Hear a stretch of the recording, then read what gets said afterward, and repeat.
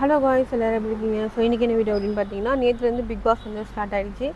So ஃபஸ்ட்லாம் வந்து big pass பார்க்கும்போது ஒரு என்டர்டைன்மெண்ட்டாக இருந்துச்சு, எல்லாம் ஃபேமிலியோடு உட்காந்து பார்க்குற மாதிரி இருந்துச்சு. பிக் பாஸ் அதுக்கப்புறம் வர வர வந்து இது ஃபேமிலியோடு பார்க்குற ஒரு ப்ரோக்ராம் மாதிரி தெரியல. அதனால் நம்ம பர்சனலாக பார்த்துக்க வேண்டியது தான். விஜய் டிவின்றது பொதுவாக குழந்தைங்க அதிகமாக நிறைய பார்க்குறது.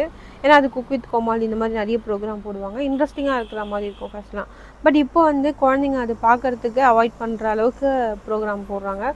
இப்போ பிக் பாஸ் வேறு ஸ்டார்ட் பண்ணிட்டாங்க. அதில் வந்து தேவையே இல்லாதவங்கள வந்து போட்டிருக்காங்க. அவங்கக்கிட்ட என்ன கற்றுக்கணுன்றதுக்காக இதை போட்டிருக்காங்கன்னு சத்தியமாக தெரியல. ஸோ இதை பார்க்குற சின்ன பசங்க வந்து இந்த மாதிரிலாம் பண்ணால் நம்மளும் இந்த மாதிரி ஒரு லெவலுக்கு போகலாமா அப்படின்னு யோசிப்பாங்களா? இன்ஸ்டாகிராம் ப்ரொஃபைல் பார்க்கும்போது அவங்க என்ன பண்ணாங்களோ அதுதான் வந்து அந்த இருக்கும். ஸோ அதெல்லாம் பார்க்கும்போது எப்படி அவங்கள அஃபெக்ட் ஆகாதா? எனக்கு சத்தியமாக புரியல.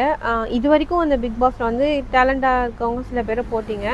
இந்த வாட்டி போடுறது வந்து ரொம்ப ஒஸ்ட்டுன்னு தான் சொல்லுவேன். ஸோ சில பேர் இருக்கிறாங்கன்னா எல்லாரையுமே பொதுவாக சொல்ல, சில பேர்.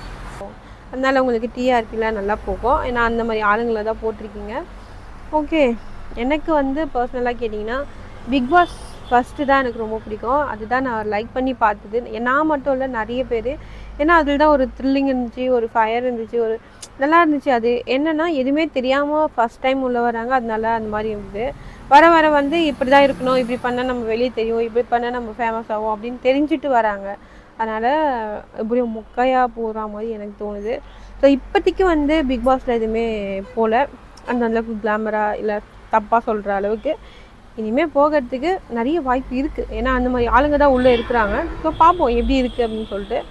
ஸோ உங்களுக்கு பிக் பாஸ் பிடிக்கும்னா கமெண்ட்டில் சொல்லுங்கள். எனக்கு பிக் பாஸ் ஒன்று தான் பிடிக்கும், இதெல்லாம் அந்தளவுக்கு பிடிக்கல. இருந்தாலும் ஏதோ டைம் பாஸ்க்காக பார்க்குறேன், அவ்வளோதான். அண்ட் உங்கள்கிட்ட ஷேர் பண்ணணுன்றதுக்காக பார்க்குறேன், அவ்வளோதான்.